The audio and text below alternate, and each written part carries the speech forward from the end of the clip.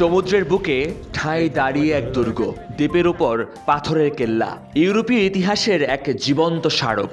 ফিনল্যান্ডের রাজধানী হেলসিঙ্কির ঠিক ওপারেই এই দুর্গ, নাম সোমেনলিন্না। কয়েকটি দ্বীপ জুড়ে নির্মিত এই দুর্গ।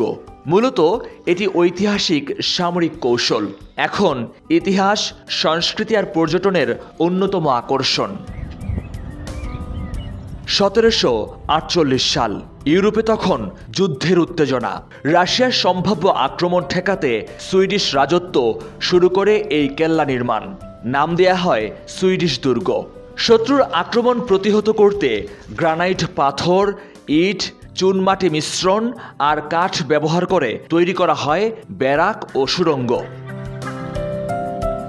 1808 সালে ফিনল্যান্ড যুদ্ধের সময় সোমেনলিন্না প্রায় বিনা প্রতিরোধে রাশিয়ার হাতে পড়ে যায়।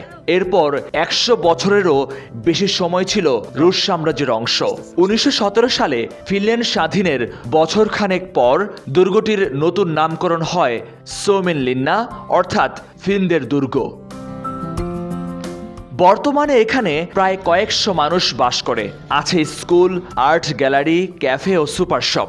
ইতিহাসের ভেতরেই গড়ে উঠেছে এক আধুনিক বসতি। সমুদ্রের পাশে তারা যে যুদ্ধকালীন যে বাংকার, এই জাতীয় যে নির্মাণ শৈলী, সেগুলো দেখলাম। খুবই ভালো লাগছে আর কি এখানে ঘুরতে এসে। ফিনল্যান্ডের সোমেনলিন্না নামক প্লেসে, যেটা হচ্ছে 1800 শতাব্দী থেকে খুবই জনপ্রিয় একটি প্লেস।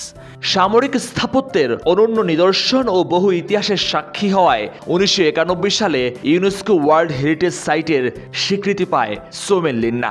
প্রতি বছর লাখো পর্যটক আসে এখানে। ফিনল্যান্ডের সোমেনলিন্না দুর্গে আসলে আপনি ইতিহাস, ঐতিহ্য খুব কাছে থেকে দেখতে পাবেন।